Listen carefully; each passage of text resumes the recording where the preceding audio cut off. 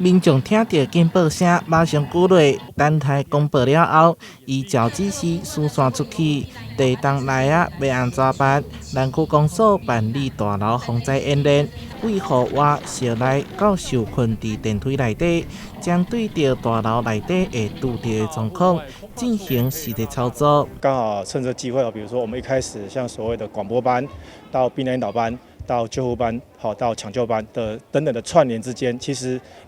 展现了我们住户们之间彼此可能没有办法去联络的一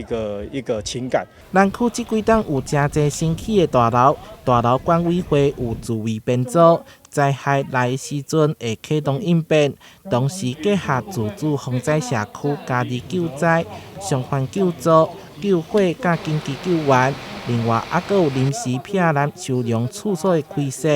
抢救救护，佫疏散，迄个收容，